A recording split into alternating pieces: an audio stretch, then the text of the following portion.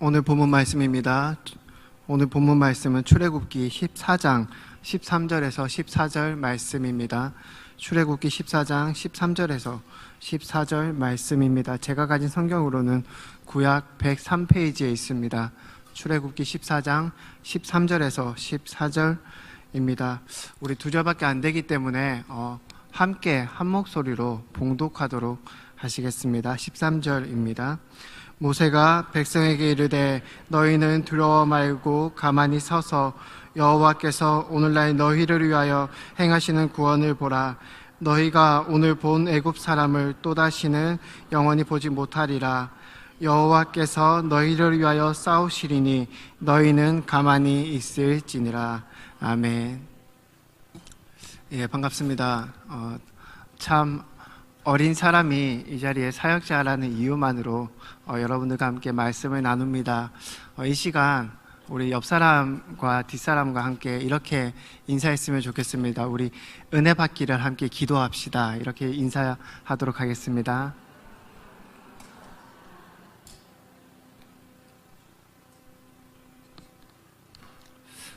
저는 어린 시절에 어머니의 기도 소리를 듣고 자랐습니다. 가끔씩 매일은 아니시고요. 가끔씩 혹은 종종 저녁에 방에 들어가서 기도하시는 어머니의 그 소리를 들으면서 자랐습니다. 어머니께서 기도할 때마다 제 마음에 들었던 생각은 뭐냐면은 어린 나이에 왜 그렇게 하나님께 기도하는지를 저는 몰랐습니다. 그럴 것이 저의 어린 시절을 돌아보면은 항상 하나님께서 어머니의 기도를 무시하시는 듯 언제나 가난 속에서 살았기 때문입니다. 제 기억 속에 아직도 남아있는 상황이 있습니다. 중3 때였을 거예요. 2001년 때였습니다. 제 기억으로는 매우 추운 겨울에 눈도 너무 많이 왔던 겨울로 기억하고 있습니다. 중3이었던 저는 중고등부 수련회를 마치고 집으로 돌아왔습니다. 그 해 저의 겨울 수련회는 저의 인생 수련회라고 할 만큼 너무 은혜스러웠던 수련회였습니다. 확실히 은혜를 받으니 세상이 너무 아름답게 보였어요. 그냥 길 가던 그 공기마저도 너무 아름답게 보이던 그 시절이었습니다. 그렇게 수련회를 마치고 이제 집으로 돌아왔습니다. 물론 집으로 돌아오는 발걸음도 너무나도 가벼웠죠. 그리고 너무나도 기뻤고 집에 도착하기 전까지는 제 마음에, 제 입술에 항상 하나님을 찬양하는 그러한 노래들이 너무 가득했었습니다. 그렇게 집으로 돌아왔는데 한 가지 사건이 있었습니다. 제가 집에 불을 켰는데 전기가 나간 거예요. 그래서 아무리 불을 켜고 아무리 다른 거를 돌려봐도 전기가 들어오지 않았습니다. 왜 들어오지 않았냐면 저희가 몇 달 동안 전기세를 못 내서 이제 그 한국전력공사에서 딱 그날 제가 돌아오는 날에 전기를 끊어놓고 갔기 때문입니다. 그 당시 저의 상황을 잠깐 저의 상황이 어떠한 상황이었냐면 집에 이제 물이 안 나왔었어요. 그래서 항상 그 수도가 약수터에서 저는 약수터에서 물을 길어서 아침마다 씻고 가는 시절이었습니다. 가스도 안 나왔었습니다. 이제 뭐 보일러도 당연히 안 됐겠죠. 그러니까 너무나 추운 겨울에 집에서 의지할 거라고는 전기밖에 없었습니다. 제가 심심할 때 컴퓨터를 했었고 심심할 때 TV를 봤었고 그리고 너무 추워서 전기장판에 그 전기난로를 켜고 그렇게 살았던 시절이었습니다. 그런데 그런 상황 속에서 내가 수련회를 갔다 와서 너무나 은혜를 많이 받고 집에 들어갔는데 그 전기마저 끊겨버린 상황이었습니다.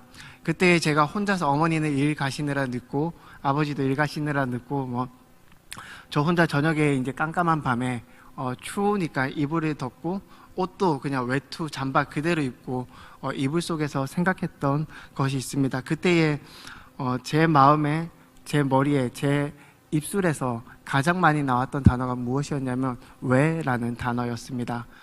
나는 은혜를 받고 여기 왔는데 왜? 라는 질문을 많이 했고요. 제가 학교는 빠졌어도 교회는 안 빠졌었습니다. 그런데 왜?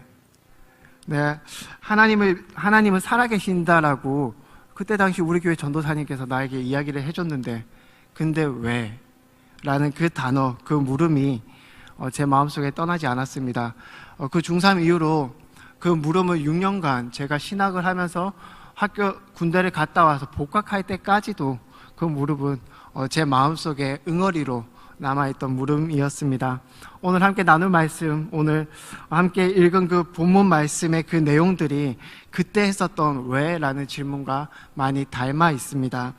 예수님을 믿는다라고 해서 여러분들 모든 일들이 잘 풀리지는 않았을 것입니다. 여러분들이 아마 더 많이 경험해 보셨으리라 그렇게 생각합니다.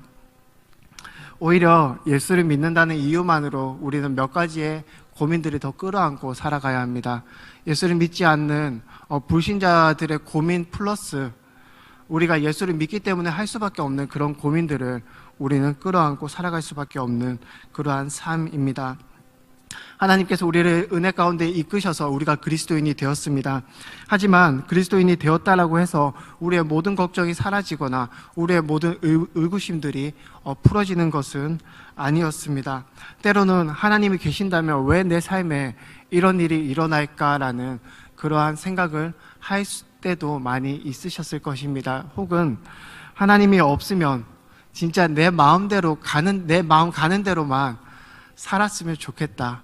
그러면 내가 선택하는 데에 별 어려움이 없을 건데 이런 생각들을 많이 해보셨을 것입니다. 우리의 현실은, 우리의 주변 환경은 우리가 그리스도인답게 살아갈 수 있도록 혹은 예수 믿는 사람으로 편안하게 살아갈 수 있도록 우리를 가만두지 않습니다. 우리가 하나님의 백성으로 출애굽할 때에 세상의 권세는 우리를 죽이려 뒤쫓을 것입니다. 오늘 본문 말씀이 그러한 내용입니다.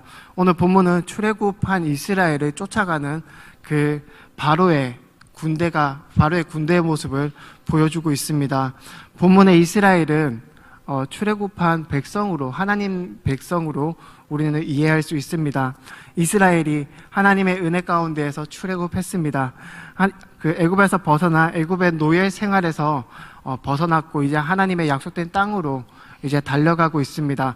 그 첫 발걸음을 그리고 있는 것이 오늘 읽은 본문 말씀과 그 전의 말씀 출애굽기 13장과 14장의 내용입니다. 이 출애굽의 이야기는 너무나 잘 알려진 배경에서부터 시작합니다. 애굽의 노예로 살던 이스라엘에 모세라는 한 아이가 태어나죠. 이미 이때는 모세가 태어날 때는 이미 2살 아래에 난 남자아이들은 모두 죽이라는 그러한 명령이 떨어졌던 시기였습니다. 그렇기 때문에 모세의 생명은 태어날 때부터 위태로웠습니다. 이에 그 모세의 부모님은 모세를 갈대 상자에 담아서 강가로 흘려 보냈습니다. 그리고 우리가 잘 알다시피 이 모세는 애굽의 공주의 양자로서 그렇게 커가게 됩니다. 모세는 40세까지 최강대국인 정말 그 시대의 가장 강한 나라였던 애굽에서 왕자로서 최고의 교육을 받으면서 자랍니다. 40세가 되던 해에 자신의 동족인 유대 민족이 애굽 민족들에게 학대당하는 것을 보고 한 애굽 사람을 죽이게 됩니다. 그 죽인 일이 발단이 되어서 모세는 광야로 쫓겨가게 됩니다. 그렇게 모세는 40년을 광야에서 양치기로 살았습니다. 그러던 중에 하나님께 부르심을 받아서 애굽으로 돌아갔고 우리가 너무나 잘 알고 있는 그 10가지의 재앙을 통하여서 이스라엘을 애굽에서 구출하여 냅니다. 하나님께서 약속하셨던, 그리고 그 조상 아브라함과 그 가족들에게, 그 민족에게 약속하셨던 하나님의 약속이 드디어 실현되는 그 순간이 바로 우리가 읽은 그 출애굽기 13장과 14장의 내용입니다. 우리 이제 함께 본문으로 들어가 봅시다. 본문을 보면 14장 전체를 보면은 이스라엘이 바닷가에 진치고 있습니다. 그 소식을 바로가 들어요. 그 멀리 못 갔구나, 그렇게 나갔던 이스라엘이 멀리 못 갔구나라는 소식을 듣자 바로의 마음에 분이 일어납니다. 내가 그 노동력을 포기할 수 없는데 이대로 그들을 출애굽시키기에는 내 자존심도 너무 상한다, 그런 생각이었을 것입니다. 그래서 바로는 모든 병거를 동원합니다. 그 당시 최강대국이었던 애굽의 최강의 군대가 이스라엘을 쫓아가기 시작합니다. 한 것입니다. 이스라엘은 양쪽 두 개의 산이 있고 그 앞에 바다가 있는 상황에 놓여 있었습니다. 단순히 앞에 홍해만 있었던 것이 아니라 성경을 보면은 바다와 막돌 사이에 비아히롯, 그곳에 장막을 쳤다라고 이야기를 하고 있습니다. 이스라엘이 간 곳은 단순히 바다가 놓여져 있는 그런 넓은 해변이 아니라 그 옆에는 산악지대였던, 도망갈 수 없었던 그곳으로 가게 되었습니다. 그때에 뒤에는 애굽이 쫓아오고 앞에는 홍해가 있을 때에 모세가 그들을 향하여 소리칩니다. 이렇게 소리쳐요. 너희는 가만히 서서 하나님께서 만드시는 구원을 보라.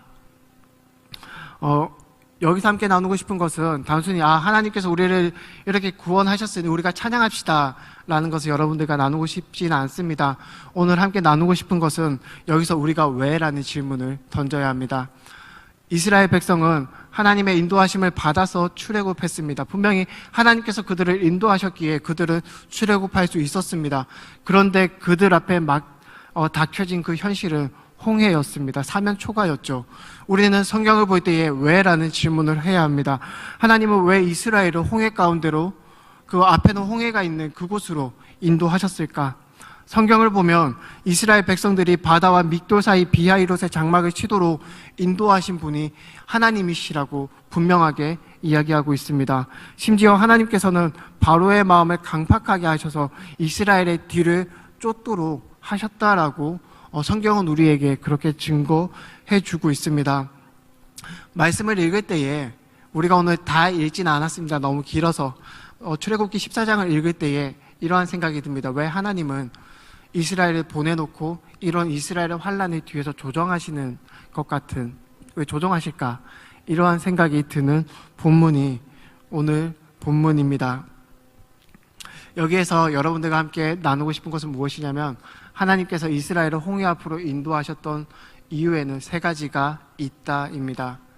하나님께서 단순히 아무런 뜻 없이 이스라엘을 그곳으로 인도하지 않으셨습니다. 첫째는 먼저 그들의 실체를 알게 하기 위해서였습니다. 이스라엘은 바로의 군대가 그들에게 돌진해올 때 두려움에 휩싸였습니다. 14장 10절을 보면 이스라엘이 심히 두려워하여라는 그러한 구절이 나옵니다. 이 모습은 이스라엘 백성이 출애굽할 때의 모습과는 너무나도 다른 모습을 우리에게 보여주고 있습니다. 출애굽기 14장 8절인데요. 우리 함께 14장 8절 읽도록 하겠습니다. 여호와께서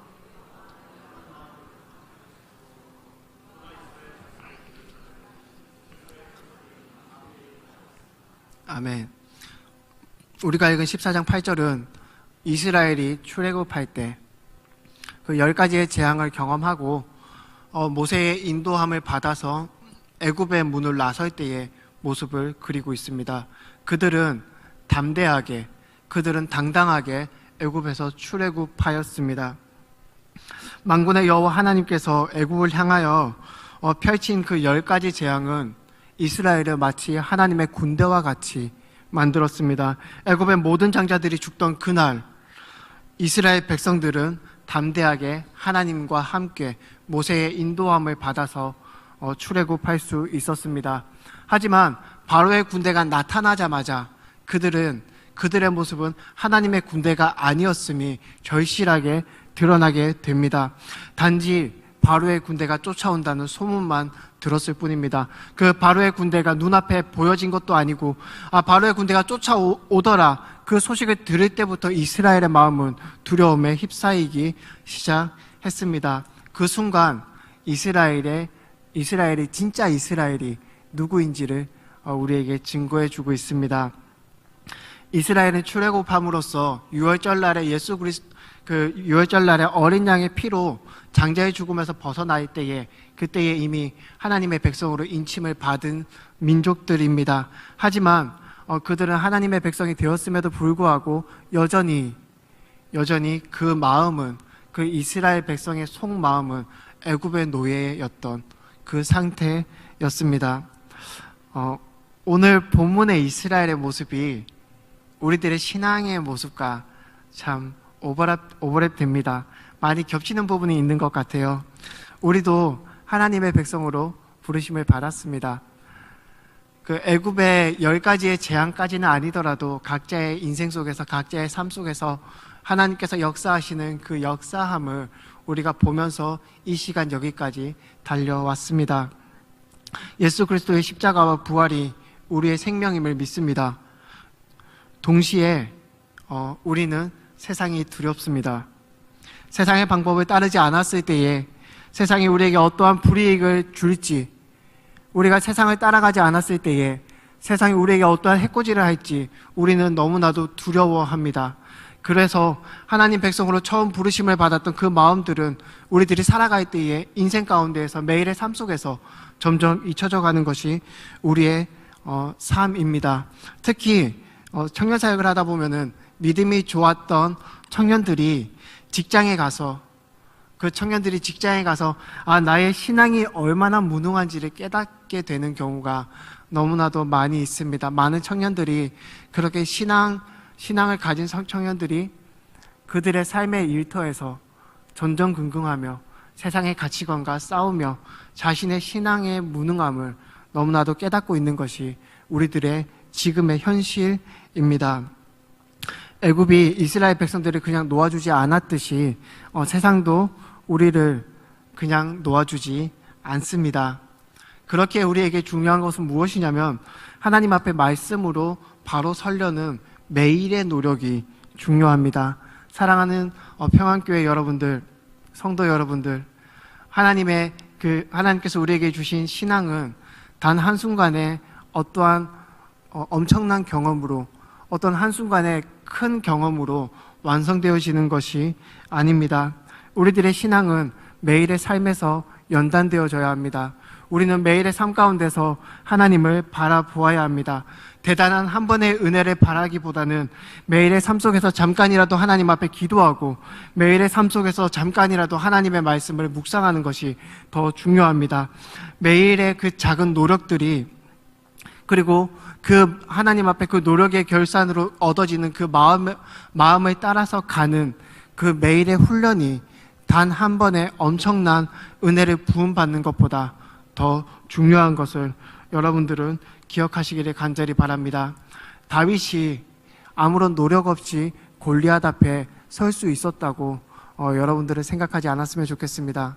그리고 나도, 여기에 있는 우리도, 여러분들도 아무런 노력 없이 나도 다윗처럼 될 수 있을 거야, 나도 저 때가 되면은 어느 순간이 되면 다윗 같은 신앙을 가질 수 있을 거야 라고 생각하지 않으시기를 바랍니다. 매일의 삶의 노력 없이는, 하나님을 묵상하는 그러한 행동 없이는 우리의 신앙은 제자리 걸음할 수밖에 없습니다. 오히려 이게 퇴보한다는 것이 맞는 표현이겠지요. 그래서 우리에게 허락된 많은 신앙의 훈련들을 감내해야 합니다. 그 신앙의 훈련이라는 것은 너무나도 힘들 때가 많이 있습니다. 조금 더 잘 수 있고 아니면 조금 더 내가 좋아하는 일들을 할 수 있는 그 시간에 하나님의 말씀을 보고 기도하고 교회에 모이기를 힘쓴다는 것은 매우 힘든 일일 수도 있습니다. 하지만 그렇게 하지 않으면 우리들의 신앙은 자라지 않습니다. 그리고 그 일터에서, 여러분들의 삶의 일상 속에서 하나님을 묵상하는 훈련들을 여러분들은 꾸준히 해야 합니다. 그것이 하나님께 부름받은 우리 그리스도인들이 마땅히 취해야 될 우리들의 자세입니다. 둘째로 홍해 사건을 통해서 하나님께서 이스라엘 백성들에게 무엇을 이야기하냐면 하나님의 일하심을 그들에게 보여줍니다. 동시에 이 홍해 사건을 보면 하나님의 일하심을 나도 볼 수가 있겠죠. 우리 오늘 본문 말씀입니다. 13절 14절인데요 14장 우리 함께 한 목소리로 한 번 더 읽도록 하겠습니다. 13절입니다. 모세가 백성에게 이르되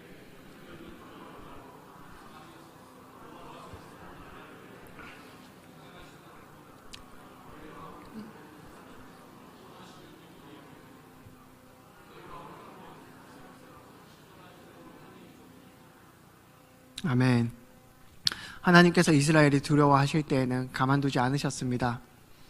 어떻게 가만두지 않으셨냐면 하나님께서 두려워하는 이스라엘을 위하여서 모세라는 인물을 세우셨습니다. 저는 여러분들에게 모세와 같은 인물들이 우리 주위에 있습니다. 여러분들 너무 걱정하지 마십시오. 이런 이야기를 하고 싶은 것이 아닙니다. 물론 제가 여기 와서 보니까 너무나 훌륭한 목사님들이 많이 있으세요. 이게 자랑은 아니죠? 자랑인가요? 너무나 훌륭한 목사님들이 여러분들 곁에 있습니다. 지금 이 시간에 제가 여러분들에게 이야기하고 싶은 건 여러분들 곁에 모세와 같은 분들이 있으니까 그분들을 의지하십시오. 그렇게 이야기하고 싶은 것이 아닙니다. 하나님께서 모세를 통하여서 말씀하시는 것은 무엇이냐면 이스라엘을 버리지 않으셨다는 것입니다. 우왕좌왕했던 이스라엘, 그 홍해 앞에서 두려움에 떨었고 어떻게 해야 될지, 어디로 나아가야 될지 알지 못하는 그 이스라엘 백성 앞에 하나님께서 모세라는 사람을 세워주셨습니다.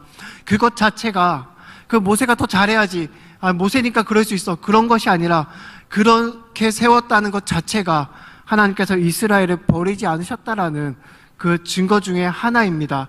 여러분들은 그것을 믿으시기를 간절히 원합니다.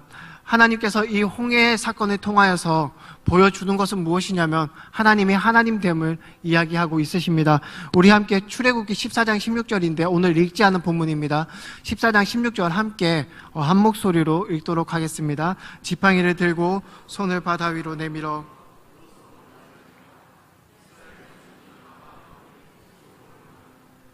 아멘. 오늘 본문 가운데, 오늘 본문이 아니죠. 방금 읽은 말씀 가운데에서 이스라엘이 어디를 건넜다고 이야기를 합니까? 홍해를 건넜다라고 이야기를 하지만 성경의 표현대로 이야기를 하자면 마른 땅을 건넜다입니다. 홍해 사건을 이야기를 할 때에, 이 홍해의 기적을 이야기를 할 때에 여기에 나타나는 이 마른 땅이라는 단어는 매우 중요합니다.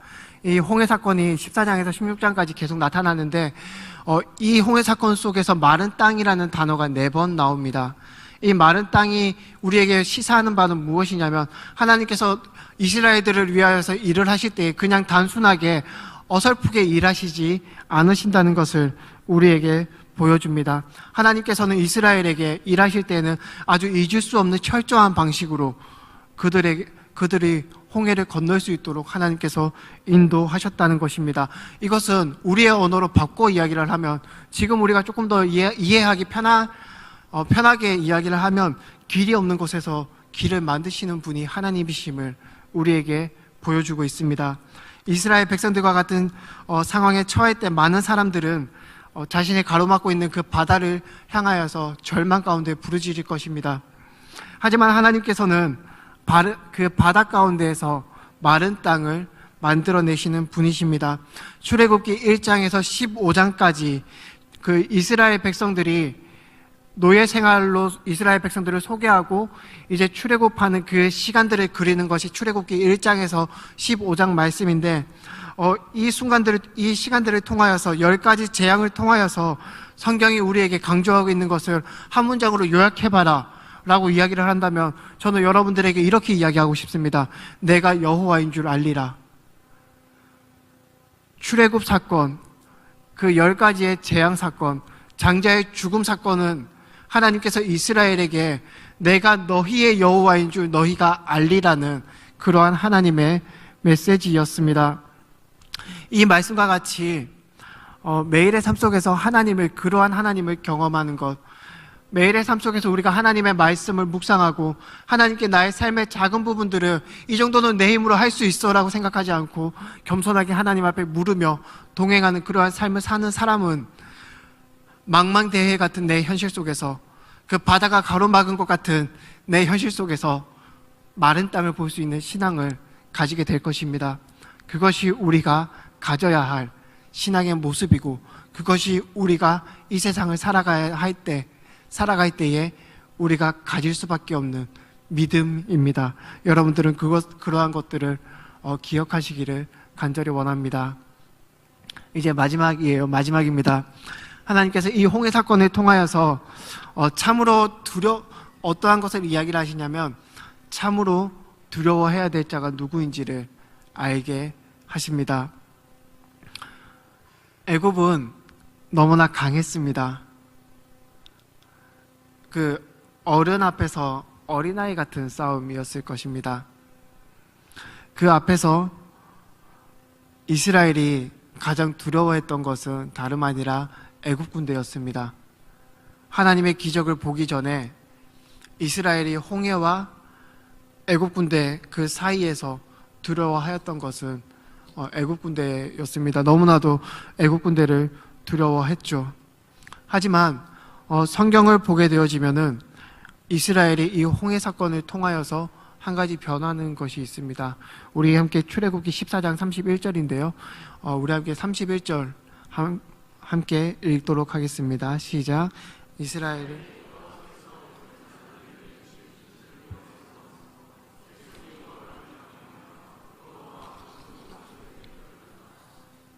아멘. 하나님의 큰 능력을 경험한 이스라엘은 그 막다른 현실 앞에서 하나님을 보았던 이스라엘의 고백은 바뀌었습니다. 출애굽기 14장 아까 읽었던 그 본문들을 보게 되어지면은 이스라엘의 태도가 3번 바뀝니다. 처음에 10가지 재앙을 통하여서 이스라엘 출애굽을 할 때에는 너무나 당당했습니다. 하나님의 군대 같았죠. 그러나 그들의 현실 앞에서 하나님께서 홍해를 만나게 하시고 뒤에는 애굽 군대가 따라오게 할 때에는 그들이 떨었습니다. 그들의 두려움의 대상은 다름 아닌 애굽 군대였습니다. 너무나 현실적이죠. 우리 눈에 보이니까 두려운 거예요. 애굽 군대가 나를 죽일 것 같으니까 두려운 거예요. 애굽 군대가 나를 때릴 것 같으니까, 그러니까 내가 고통스러울 것 같으니까 두려운 것입니다. 지금 현실보다 다시 그 노예 상태로 돌아가야 될 것 같으니까 애굽 군대가 두려운 거예요. 그렇게 애굽 군대를 두려워했습니다. 그리고 홍해 사건을 경험하고 난 이후에 그 이스라엘의 고백은 우리가 읽은 것처럼 하나님께서 여호와께서 애굽 사람들에게 행하신 그 큰 능력을 보았으므로 백성이 여호와를 경외하며 그의 종 모세를 믿었다라고 이야기합니다. 여호와 하나님을, 여호와를 경외하며, 이것이 홍해를 경험했던 이스라엘의 고백입니다. 여기서 이 성경에서 나타나는 경외하며, 이 단어는 개역 한글에서는 경외하다라고 이야기를 하지만 세번역이나 아마 개역개정이었을 거예요. 제가 지금은 준비하면서는 봤는데 잘 생각이 안 납니다. 세번역이나 혹은 개역개정 둘 중 하나에는 확실하게 여호와, 이스라엘 백성이 여호와를 두려워하였다라고 이야기하고 있습니다. 여기서 두려워하고 경외하고, 이게 성경이 잘못된 것이 아니라 이 단어를 지칭하는 히브리어가 그 야레라는 단어입니다. 이 야레라는 단어는 두려워하다 혹은 경외하다, 그 두 가지의 상황으로 모두 쓰일 수 있는 단어입니다. 우리가 조금만 생각해 보면 우리가 경외하는 부분들에 있어서 두려움은 빼놓을 수 없습니다. 그 두려움은 나를 죽일 것 같은 그러한 두려움이 아니죠. 여기서 이야기하는 두려움은 깡패가, 나보다 힘이 센 사람이 나를 막 때릴 것 같은 그런 두려움이 아닙니다. 내가 뭘 잘못해서, 어머니가 예전에 그렇게 많이 맞았죠. 그 파리채 가지고 제가 많이 맞았는데 그 파리채 앞에서 제가 막 두려워 떨던 그런 두려움이 아닙니다. 성경에서 이야기하는 이 여호와를 경외하였다, 두려워하였다, 여기에서 나오는 야레라는 단어는 그 하나님의 위대하심 앞에서 아무 말도 할 수 없는 그런 두려움입니다. 존재가 다름으로부터 느껴지는 그 두려움입니다. 이것은 곧 경외함으로 나타날 수 있는 것이죠. 홍해를 경험한 이스라엘의 백성은 하나님을 찬양하기 시작합니다. 하나님의 백성으로 다시 한번 하나님을 두려워하고 하나님을 경외하기 시작합니다. 하나님을 경험함으로 진짜 두려워해야 될 것이 무엇인지를 깨닫게 된 것이죠. 구약의 메시지 중에 구약의 핵심되는 메시지 중에 하나가 무엇이냐면 너희는 마땅히 두려워해야 될 자를 두려워하라 입니다. 너희가 그리스도인으로서 이 세상을 살아갈 때에 세상을 두려워할 것이냐 아니면 하나님을 두려워할 것이냐. 그 신약에도 나오죠. 너희가 그 세상의 것들을 두려워하지 말고 정말 두려워해야 될 자를 두려워하라고. 그것이 성경에서 이야기하는 우리들이 가져야 될 자세입니다.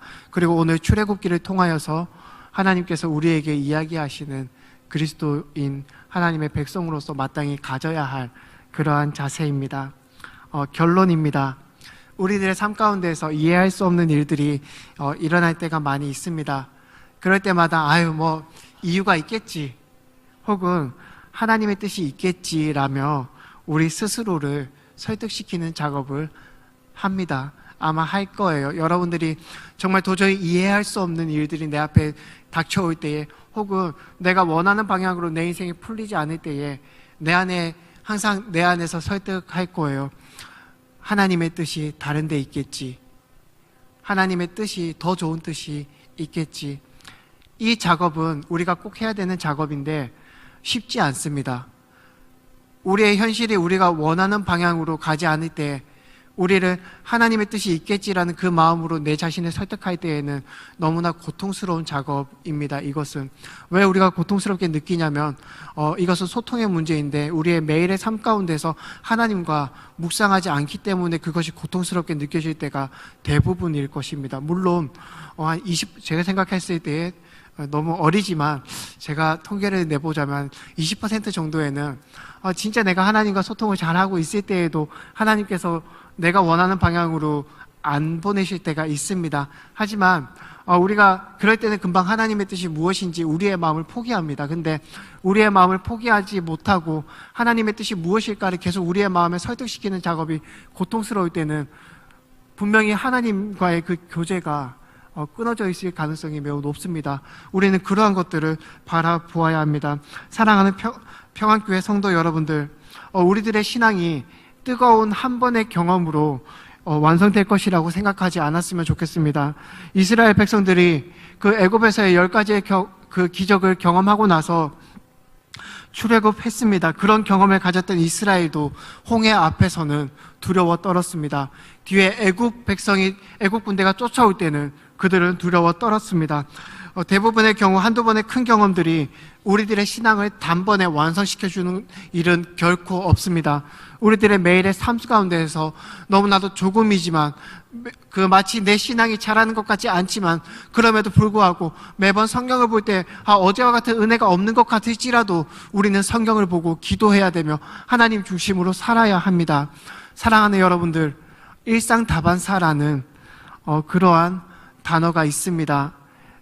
늘 있어서 이상하거나 신통할 것이 없는 일, 밥 먹고 차 마시는 일은 하루에도 몇 번씩 있는 일이지요. 그래서 흔한 일들을 가르칠 때에 우리는 일상다반사라는 그러한 표현을 씁니다. 하나님의 말씀을 묵상하는 것이 여러분들의 일상이 되기를 원합니다. 하나님 앞에 기도하는 것이 여러분들의 삶의 다반사가 되기를 간절히 원합니다. 특별한 일이 아닙니다. 하나님 앞에서 우리의 삶을 내어드리는 것, 매 순간마다 작은 것들을 하나님 앞에 드리는 것은 결코 특별한 행위가 아닙니다. 매일의 삶 가운데서 우리가 일상과 같이 일상다반사처럼 그렇게 일어나야 할 하나님, 우리의 태도이자 우리의 행동입니다.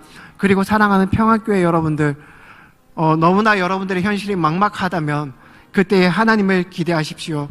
그때에 하나님께서 홍해를 가르듯이 우리의 인생길을 여실 하나님을 기대하시기를 간절히 바랍니다.